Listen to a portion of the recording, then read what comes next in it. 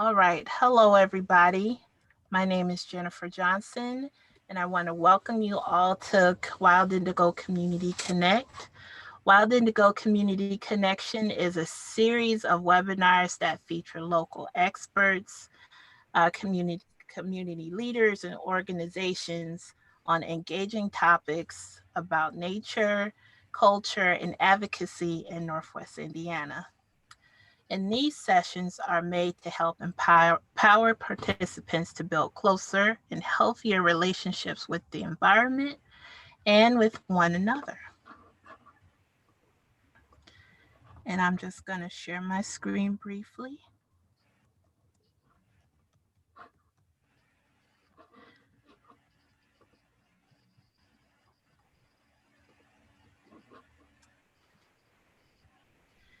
And so I'm from Audubon Great Lakes. Audubon Great Lakes is our regional office for the larger Audubon Society.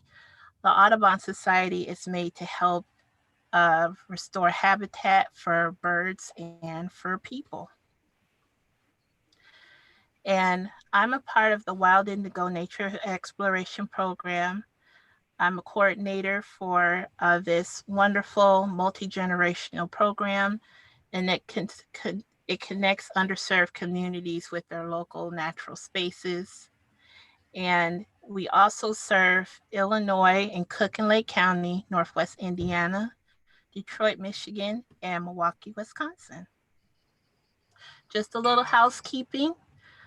Please remain on mute unless you are a speaker tonight. And all of your video buttons and chat functions are at the bottom of your screen. And if you have a question or comment, please enter it into the chat box and at the bottom. And if you're joining by phone, I believe you can press the *9 and raise your hand during the Q&A portion of the program. So I'm gonna stop sharing my screen and just introduce you to our speakers tonight. The first tonight is going to be from Paul Botts. He is the Executive Director of Wetlands Initiative, and he's going to talk a little bit about why wetlands are important. And we also have Troy Peters on tonight, and he is our engagement manager at Audubon Great Lakes. So you all are in for some wonderful information and a real treat as we go through our program tonight. And so I'm going to pass the baton on to Paul, and then we will go right to Troy once he's finished. All right, thank you, Jennifer. And really pleased to be here with everybody. Now I am going to do a quick screen share, which is going to be for this. So I am here actually on behalf of a coalition of partners who are all very excited to be working on some great enhancement of a place which we call the West Branch of the Little Calumet River. Now, this map here is just to orient folks. I'll be showing a little more up-to-date project map a little later and happy to take questions on that. But probably most folks looking at this know where this is. And I want to tell you a little bit about the project partners who are, okay. So some of these are going to be familiar to some folks on the call and some of them not. And if you were to go around and sort of Google all our different websites and our mission statements and so forth, you'd get a little drowsy probably, but you would find that we're fairly different, with fairly different aims and interests. But we're involved with the West Branch of the Little Calumet River because we have a couple of big ideas in common. One of those is that people benefit from easy and regular access to nature. And another is that a place like the West Branch Flood Control Corridor can be improved for both people and nature. Now, with the Wetlands Initiative, people ask us all the time, what is a wetland? Well, I can show you some pictures about that. or I could go through a bunch of terms that all have sort of geeky technical definitions and so forth. But really, what's most useful is to just keep in mind two things. One is that a wetland is a piece of ground which is regularly or usually or always soggy. So to take the opposite example, if a big old thunderstorm got blown, way off course and dumped a bunch of rain one day onto a piece of desert, does that mean the desert has now just been turned into a real wetland? No, it does not. So that business about regularly, usually, or always wet is important. And the other thing to know is that in a natural wetlands, the plants and the insects and the animals and even the soil itself has all evolved specifically for those conditions, for that regular sogginess. There are things which live or grow in a wetlands which do not live anyplace else. Folks then ask us, what makes a wetland healthy or not healthy? Wet is wet, right? So how would we tell and why would we care? So look at these photos. These are both wetlands. What makes one healthier than the other? Well, this answer can get pretty complicated or it can get pretty simple. I'm going to go with simple. First of all, stagnant. A wetland, a healthy wetland is not stagnant. In nature, the amount of water in a wetland naturally rises and falls with the seasons, the years, even the days of the week sometimes.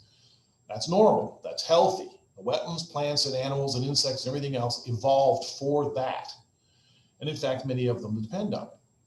Sometimes wetlands dry out altogether for a little bit, including we have a big wetland that we manage for the public elsewhere. And occasionally there's a drought year and it starts to dry out and we get panic phone calls in our office. We just calm everybody down. No, this is normal. The wetland evolved for this because it's going to get wet again. It's going to wet back up.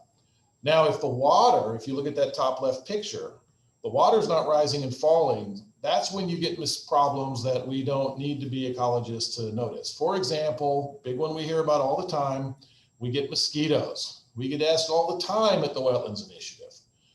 You folks are going around restoring wetlands. Are you creating new mosquito farms? No, we are not. Now this right here, this is a mosquito farm. This is a piece of a drainage ditch that is just sitting there with stagnant water sitting in it. And I promise you that in the summer is going to breed a whole lot of mosquitoes. This is the kind of place that the guys with the mosquito control districts you may have in your area will go around. They're looking for this as a place to put their insecticide. I'm going to take that away. In a healthy wetland, in our part of the world, the water rises and falls, which makes it harder for the mosquitoes to grow lots and lots of new mosquitoes. And it also means that a healthy wetland has lots of things in it that love to eat mosquitoes and mosquito larvae. That leads to my other easy indicator, which is that a healthy wetland is busy. If you stroll past it, you'll see and hear birds of different sizes and shapes and colors, dragonflies and butterflies, and other insects will be darting around. Frogs might plop into the water, little fish might jump. On the other hand, you walk by that detention basin in that photo up there in the top left, and it's pretty quiet. There's not a lot going on in there. And again, in the summer, a lot of what is going on in there is going to be mosquitoes. So a healthy natural area right next door brings scenic beauty to a neighborhood. It also brings health effects for the people who live there. There's lots of good science on this from all over the world about how beneficial time out in nature is. Now, I've picked a quote from one study that happens to be in England, and I picked it just because it was a very large study, and they gave a nice little summary here of the results. There's many like this from the US and other countries. These studies find that getting out in nature reduces our stress, it helps our immune systems, it reduces anxiety. And then the other factor that all of our organizations believe in and have learned through experience is that having good places right next door helps us actually do it, encourages us to get out there and actually get those benefits and make those family memories. Okay, so this is what we're about as partners in the West Branch Corridor. But the West Branch Corridor has a primary purpose first, and that is to hold floodwater. So that basin commission that manages this corridor It's made that crystal clear to us from the first time we spoke with them about it, which was several years ago. So one piece of good news is that spongy wetland soils are very good at this. They hold a lot of water, much better than the hard compacted soils you might find someplace else. And then meanwhile, there's those levees that were built, and their purpose is to help the floodwater stay put until it stops raining and the river can gradually go back down. So can we improve the wetlands in between those levees and make them more accessible, knowing that we always have to give the flood control function top priority? Well, yes, we can. So our group of organizations, is bringing in dollars and skills to improve this corridor and make it an asset in addition to the flood control. This is an updated project map, and these different colors represent different phases of the restoration that's been designed and actually has begun in some spots. And we're very excited about this. And so we know how to do things like discourage invasive plants and help the native ones do better. We can do things that will bring the colorful marsh birds and wildflowers back and give them a chance to outcompete some of the invasives. And we can also improve the access. There are bicycle trails already on top of the levees, but we can improve on that. We can have trails and boardwalks and overlooks to help people get safely out into the wetlands and experience that beautiful natural area that we're helping to bring back. We can restore fish passage. This is actually a relatively recent addition to our design and project criteria. We've realized that we can do this. We can restore fish passage, which will create more good local fishing spots. And in fact, in a couple of spots that are on this map, including that purple one to the top right, we can actually re-meander some of the straightened river. You can see that blue line that is so much of it is just straight lines like that, which is obviously not natural. We can re-meander in a couple of places, which will actually a little bit improve the amount of water that this floodwater, that this flood control corridor can in fact handle. And most importantly, we can involve all the communities right next door, starting with Gary, and create a beautiful place for families to enjoy that is right next door. So now I'm wrapping up. I am going to just go back and restate what each of these project partners is kind of bringing to the table. So I'm with the Wetlands Initiative, and our thing is we're a nonprofit which marries ecology and engineering expertise for the purpose of restoring wetlands out in the real world where they've been messed with and altered and so forth.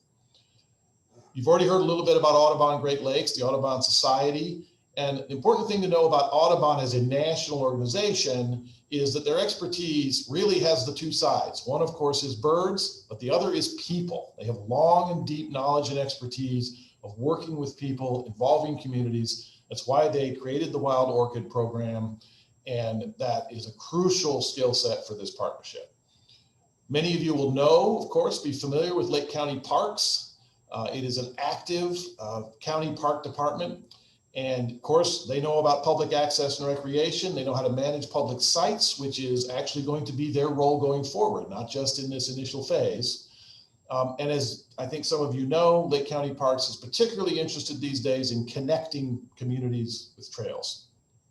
City of Gary, they represent and are connecting us with the largest community of neighbors along this branch, which is the City of Gary. They also have actually the coolest logo among us, which I didn't know until recently. Nature Conservancy Indiana, those are ecologists who know every inch of the ground in Northwest Indiana. They know it like the back of their hands, and that is very helpful to us. The River Basin Commission, of course, is the managing agency for the flood control. That's their gig. And then the U.S. Army Corps of Engineers is very important and actually playing a very central role now in both the design and the carrying out of this. They are there to make sure that whatever we do, we're doing it right. And of course, we have to have their permission to do whatever we're going to do. So that comes together. Okay, so that is my quick overview of the project, and I'm happy to answer questions. I actually don't know, Jennifer, whether you're going to do questions as we go or we're going to do a segment at the end. Either way. At the very end. Okay, thank you. Yes. Oh, and I need to unshare my screen.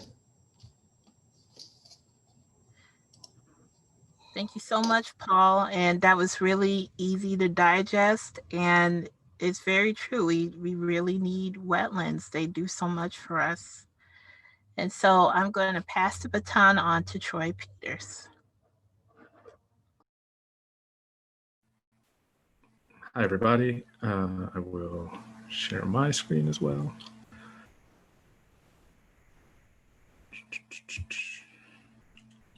All of the fun. Zoom. All of our Zoom norms. Okay, so I'm just going to take a few moments once the computer fully cooperates to share a little bit more information and build on what Jen shared about and what Paul shared about the Wild Indigo program. So again, my name is Troy Peters. I'm the engagement manager for Audubon Great Lakes. And as Jen said, we work in 5 states around the Great Lakes region, including Indiana. And our Wild Indigo program is now in 4 of those 5 states, in Milwaukee, in Chicago, in Gary, and in Detroit, Michigan. And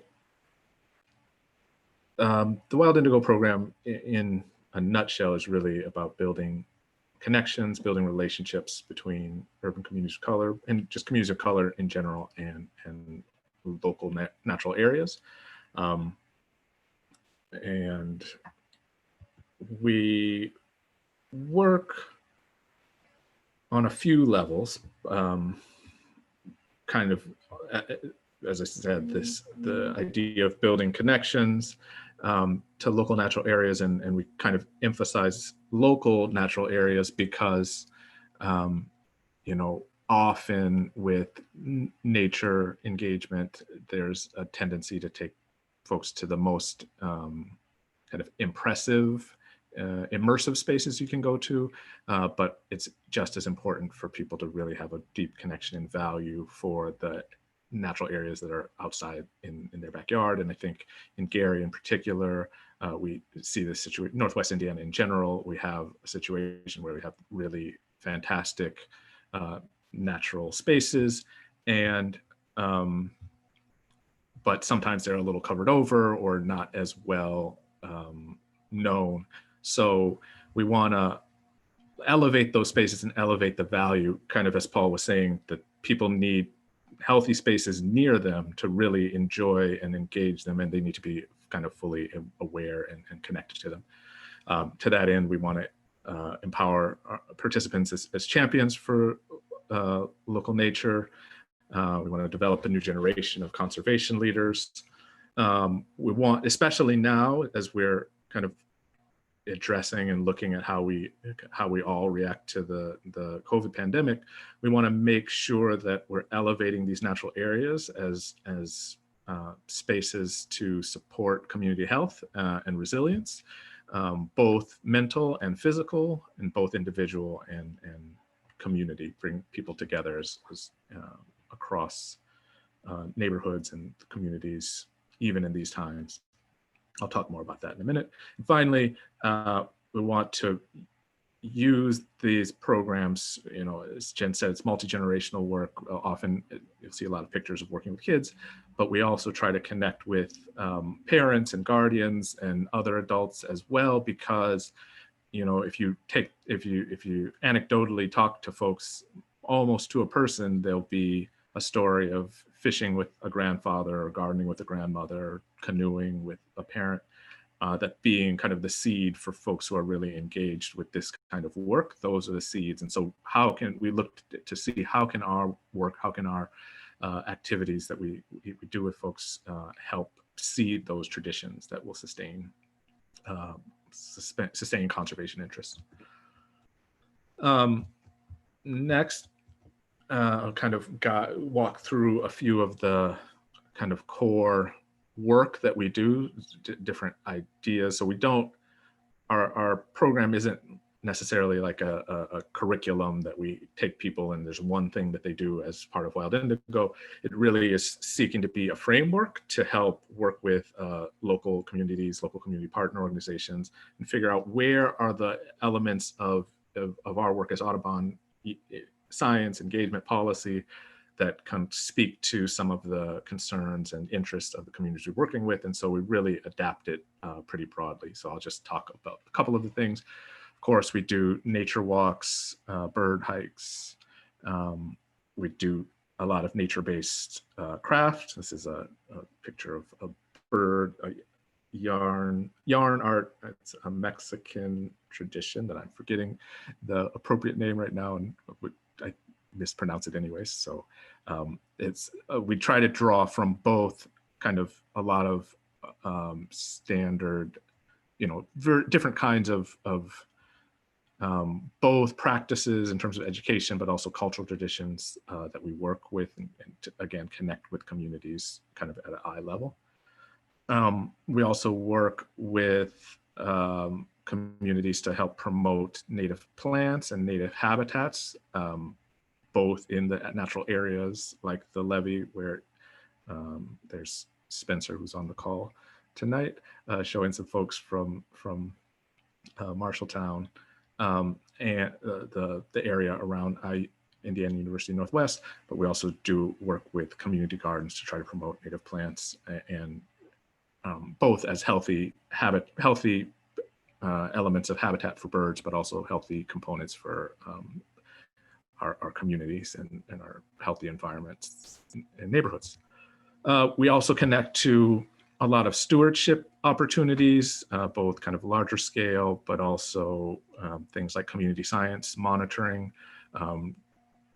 Wildlife monitoring is an important piece that we see as a means of kind of to indicate the health of these spaces that we're working in. And so getting a broad base of folks involved with that work is really important for both sharing the information, but providing a new way for people to connect to the environment around them.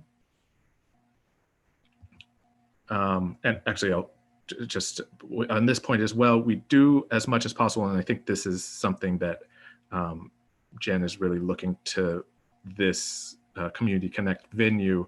We, as much as possible, like to work with community folks from the community, voices and professionals who are involved with whether it be science or art or any, all sorts of connections to nature, and try to provide platforms for those folks to work and support and just build a community around this work and kind of showcase that work, but also kind of provide that representation of diversity in environmental work, but also of the various kinds of work that can be done, and making sure that we give local people a platform for their work. And so that's something I know Jen will want to use this space to help elevate as well.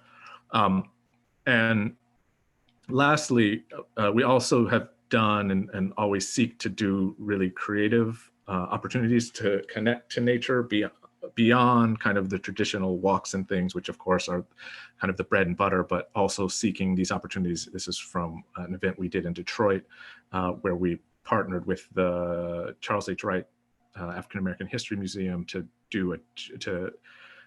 host a jazz concert that had some avant-garde musicians who were celebrating the centennial of Eric Dolphy, who was a jazz saxophonist who was really inspired by nature and birds in particular. So looking for all sorts of ways to meet people, in that event, we had folks who were really part of the jazz scene there, but come and could talk about the birds they see in their backyard, and had some folks from the Fish and Wildlife Service with wolf pelts and all sorts of things that you would not normally see at a jazz concert. So just finding all sorts of ways to connect to people where their interests are, and kind of break out from maybe the standard view of what conservation is and who should be involved with it.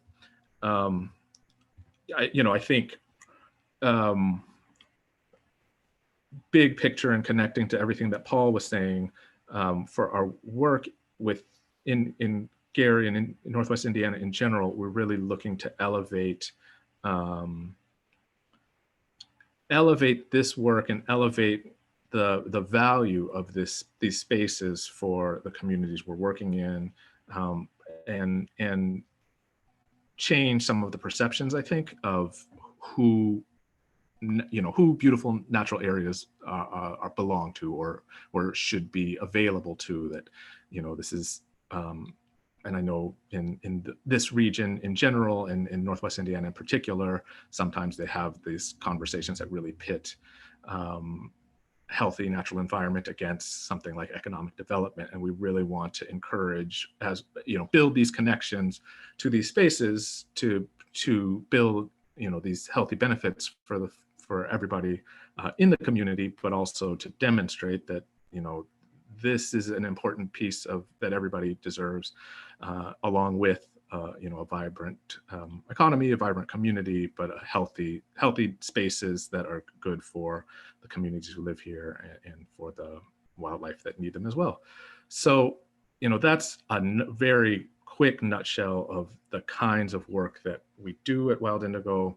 And I think as well, hopefully, a sense of the kinds of things that we're hoping to elevate, that Jen is definitely helping to elevate with these Community Connect events, that we hope, we really open it to our partners like Wetland Initiative and others to come and share some of the work you're doing, but also to, we really hope to engage with folks from the community in Gary and beyond in Northwest Indiana to find those voices and those opportunities that want to share work that's going on, or can work that's nature-based or nature-inspired, and see how we can build a community of practitioners, but also just a community of interest. And I think, and this is something Jen will probably say again, but especially again, reacting to kind of the challenges that the pandemic force us into, we want to make sure that being connected to nature and each other, there's still ways to do that safely and supporting kind of getting through this together. So we're hoping that this space, this Community Connect space, can be another place for people to connect and share information and learn and grow. So that is kind of my rapid fire presentation. Jen, I'll pass it to you. I'll stop sharing, and thank you, of course, for joining and for your time and the commitment. I know a lot of you guys are active in the region and doing great work. So we thank you for joining, and thank you for your partnership. And we'll happy to talk more as we get into questions and answers. Well, thank you so much, Troy. And as you said, we are going to move into our question and answer portion of our program. And we're also open to any comments that you may have regarding this kind of work, because it's not always easy. Sometimes we have to deal with pandemics that get in the way, but there's also still a lot of innovation and opportunity that is happening even with these trying times. And if you have a question, you can simply put it into the chat or a comment.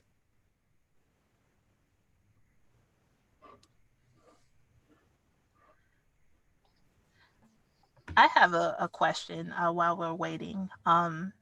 And Paul, I wanted to know, like, how long have you been doing this kind of work? How long? So, sure. The Wetlands Initiative was founded 25 years ago. And the two founders were literally a conservationist and an engineer, and environmental engineer. And the whole concept was that in the Midwest, where our part of North America was developed very quickly. If you look at the history of it, it just really just a few human generations. And one of the things that we did most energetically through those years was drain wetlands. fill wetlands. And then in certain places in the Midwest, such as parts of the Calumet region, we used wetlands basically as, wasteland. And so the idea was that in the Midwest, we are a Midwestern organization, that if you're going to have healthy wetlands, you're going to have to restore. It's not going to be about protecting beautiful remnants, put a fence around it. It's going to have to be about restoration. It's going to have to be in the middle of where people are living and working and have, economies and jobs. And so you had to have that combination of the ecology and the environment, or the engineering, the ecology and the engineering put together. So that's about how old we are. And it was a particular niche that we have filled. Thank you. And I think that's such an important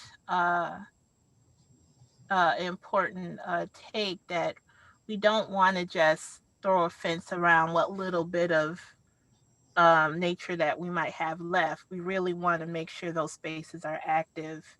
And I think people care more about those spaces when they can actually interact with the land. We're getting some questions here in the chat, and I'm going to leave these open to both of our presenters tonight. Marlena Johnson asks, what do you love most about the outdoors, and what drew you to conservation work? You want to field that one, Troy, or I've got it? Go ahead. What I love most about the outdoors, partly is really two things. One is I can feel those health benefits that those scientists have talked about, reducing anxiety and just feeling more peaceful. And for me, going out in the outdoors is very often about getting away from all the things that we all deal with every day and all the stresses and strains.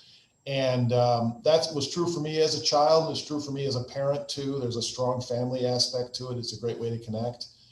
And then the second question, what drew you to conservation work in the first place?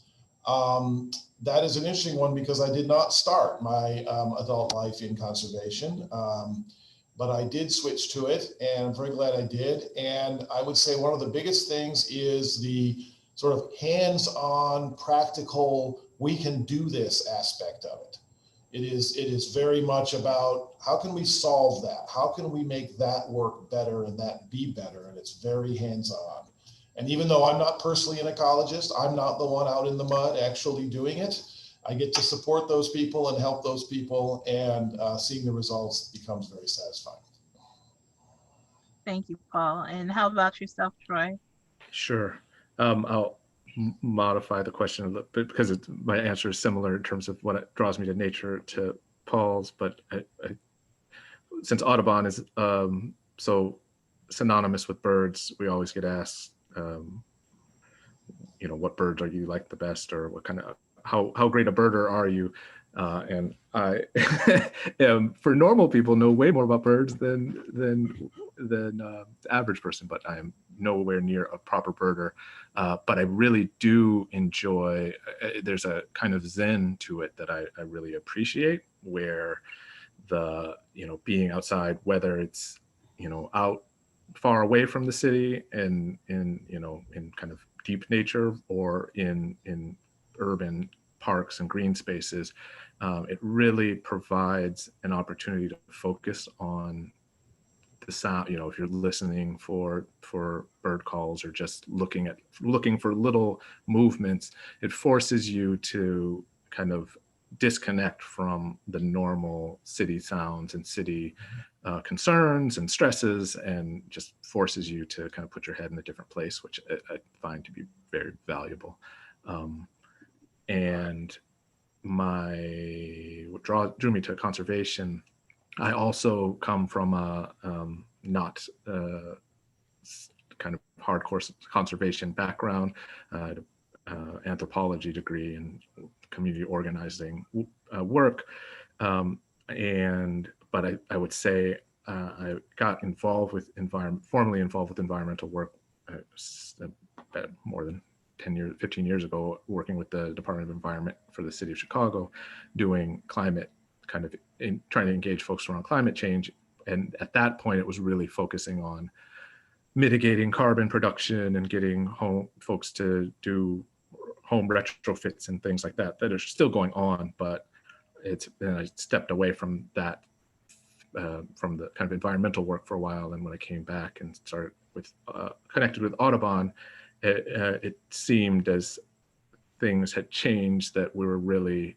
focusing on, it was less technocratic of like, how do we change the technology here, and here, but how also do we address and adapt to kind of the changes we're already seeing.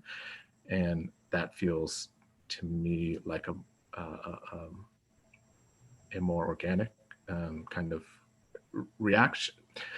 It requires technical expertise, but it also requires kind of what Paul was saying. It requires getting your hands dirty and being down in there to help address the situation, and it requires a lot of people to be involved. So that's what draws me to it. And our next question comes from Antonio Flores. Where does a wetland begin and end, Paul?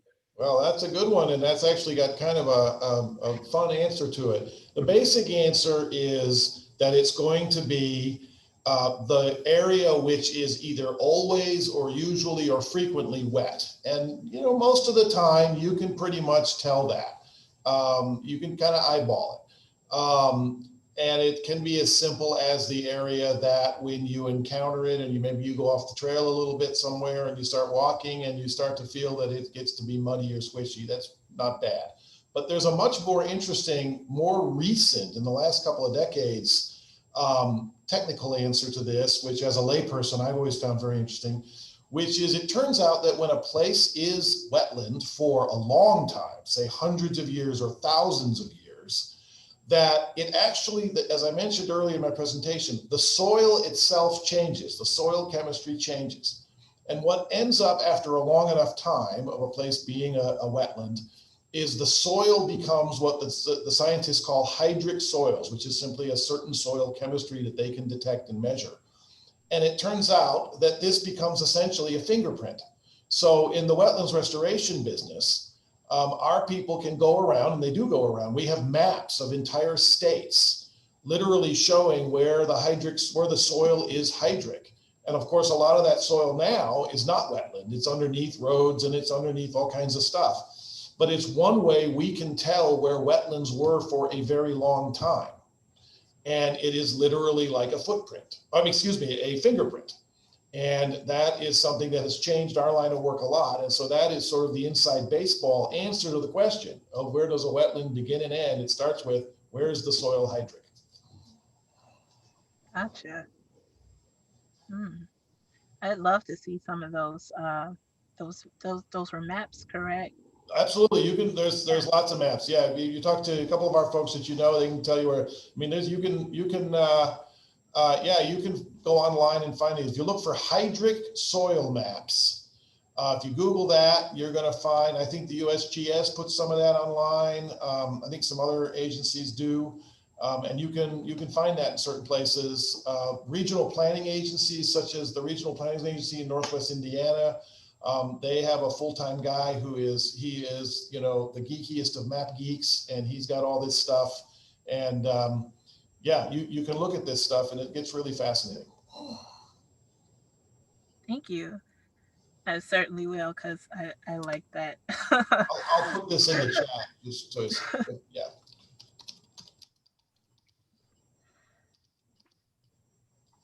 And we have another comment and from Antonio, and he says, is there someone a lay person can see? Yep, that is those hydric soil maps.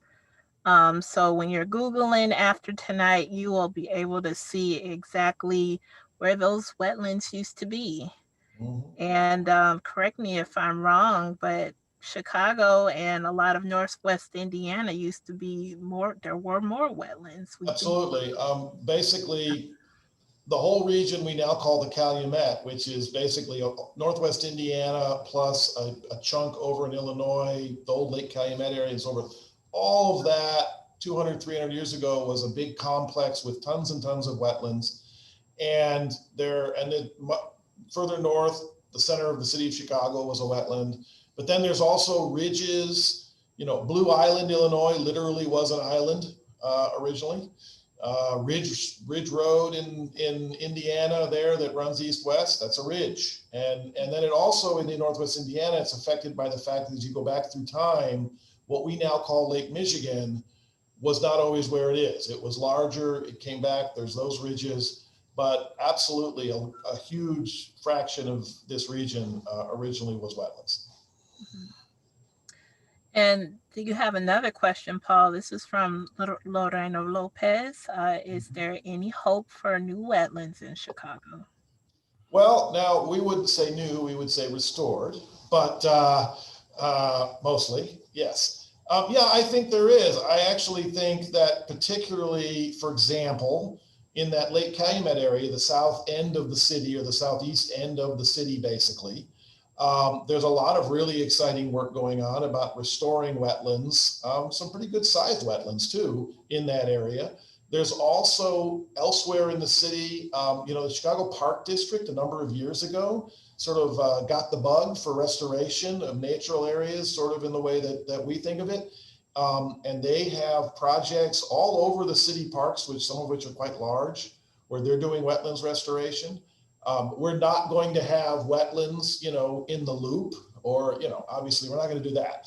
But Chicago is a very big place, and we do know that people like to live near natural areas. It improves communities, it improves community values, it improves property values if it's done well. So there's a lot of energy and a lot of movement about that in and around the city of Chicago. Wow. Wow. So this is just so much good information. So I'm just taking it all in, and I'm sure people that are watching at home, they're taking it all in too. I have a question for you, Troy. I've been with Wild Indigo off and on for about 5 years, but you've been on continuously a little longer, or about the same amount of time. And I wanted to know, what are some things you've seen that have changed over the years, and what's something that you look forward to seeing with the program? Yeah, thank you, Jen. That's a good question, and I think it reminds me of something I thought to say in the presentation. Like I said, the program is really, from the beginning, it was intended to be connecting people of color to local natural areas. A group of partners in Chicago, Southside Chicago, got together, Forest Preserve, Cook County Forest Preserve, Fish and Wildlife Service, Audubon, community organization called Eden's Place. That's part of Fuller Park Development Corporation. Got together to really develop a program to help connect people kind of specifically to a lot of Forest Preserve sites. And so that's always been at the core of the program, and also always been at the core of the program is bringing outreach and engagement coordinators who represent, look like, come from communities we're trying to connect to, both to provide some of that perspective and planning, but also kind of that representational value of seeing yourself in this work. So those are pieces that have remained the same, but I think a lot is different just because it's grown so much and into so many places.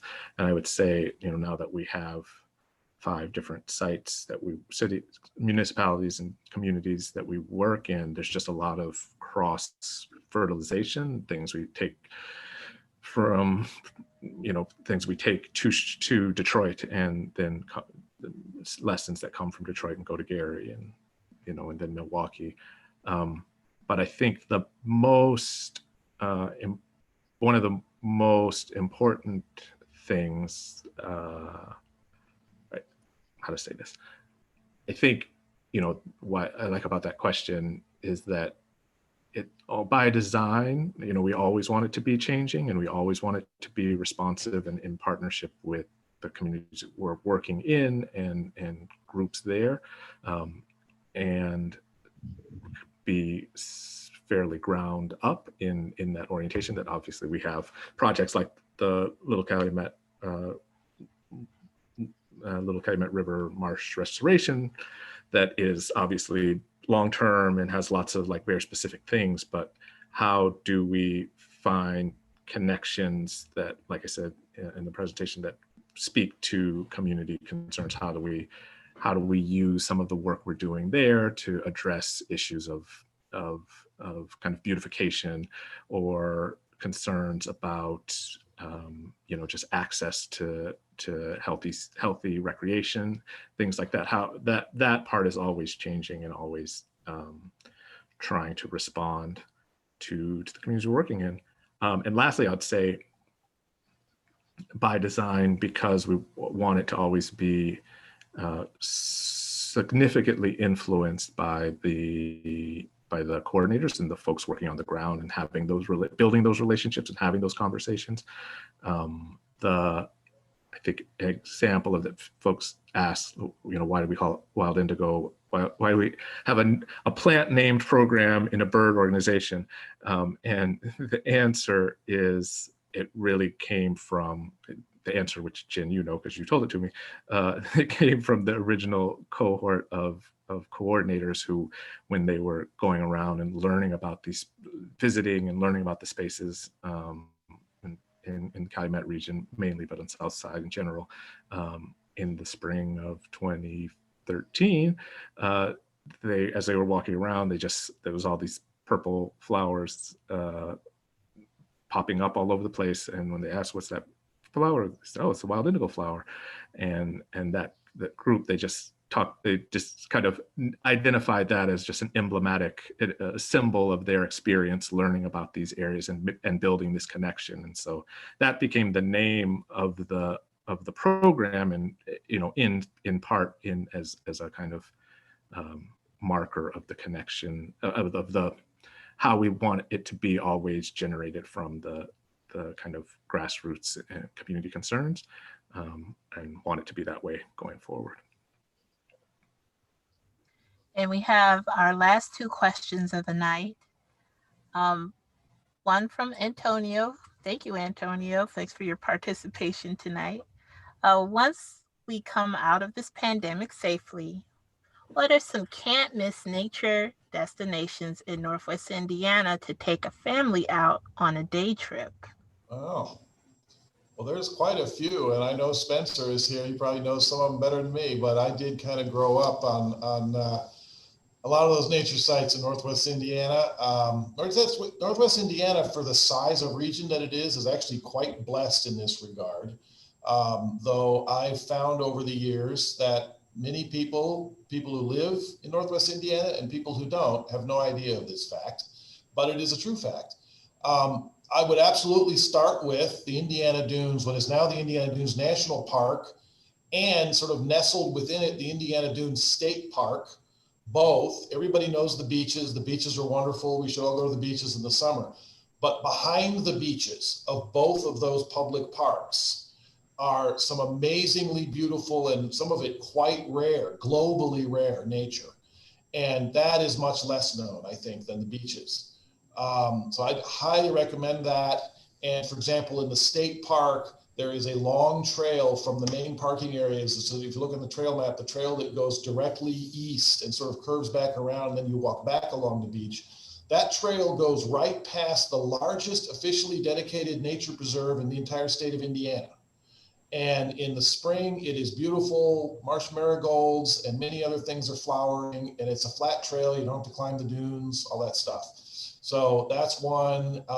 There are others. I would tell someone new to sort of pull up a map, find a map of the entire national park and look at all the different units, including the scattered units that aren't just the beaches. You could keep a family busy for a long time just going on beautiful hikes in there. Would be a great place to start, I think.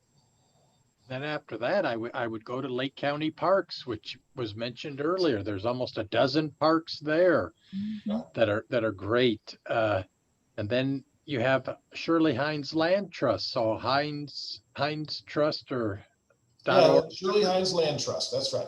Yeah, Yes. they have another dozen preserves, and LaPorte County Parks has some great forest preserves with spring wildflowers. There's dozens upon dozens of places to go. And then if you want to go over the state line, Will County Forest Preserve, DuPage County, Cook County Forest Preserve, just list them all and go on their websites. Yep. Hundreds.